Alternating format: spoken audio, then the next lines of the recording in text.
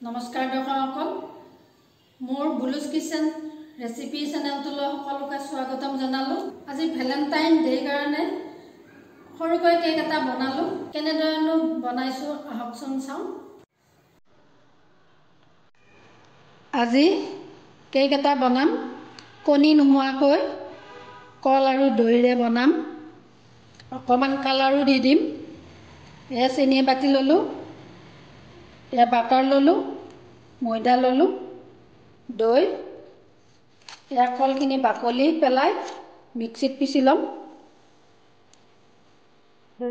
মিক্সিত গুড়ি কৰি ল'ম। এইখিনি পিচি লোৱা হৈ গ'ল কলখিনি।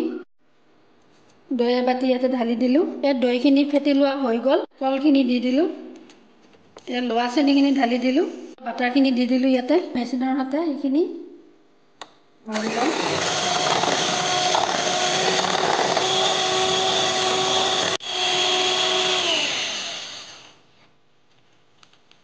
এইখিনি ফেটি লোৱা হৈ গ'ল।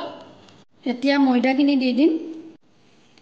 হাফ চামুচ বেকিং চ'ডা দিলোঁ আৰু হাফ চামুচ বেকিং পাউডাৰ দিলোঁ। এতিয়া এনেদৰে ইয়াতে চালি ল'ম।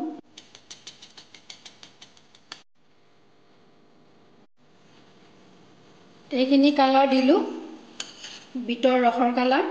টিফিন বাতি এটা ল'লোঁ, এয়া বাটাৰ সানি ল'লোঁ, ষ্ট'ভ জ্বলাই ল'লোঁ আৰু এনেকুৱা এটা কেৰাহী ল'লোঁ। ইয়াত গৰম হ'বলৈ দিম। 10 মিনিট সময় গৰম হ'বলৈ দিলোঁ। এতিয়া টিফিন বাতিটোত ঢালি ল'লোঁ।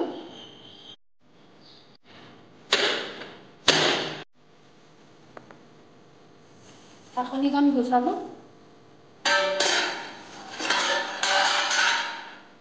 এনেদৰে বাতিটো বহাই দিলোঁ। ঢাকনিখন আকৌ এবাৰ দি দিলোঁ। 25 মিনিটৰ কাৰণে, হয়তো বেছিও লাগিব পাৰে।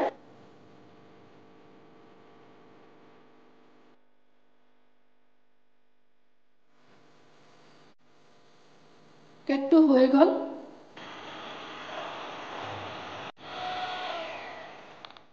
ক্ৰীমখিনিও ফেটি লোৱা হৈ গ'ল। এতিয়া মই কাটি ল'ম। এয়া আমাৰ কেকটো তৈয়াৰ হৈ গ'ল।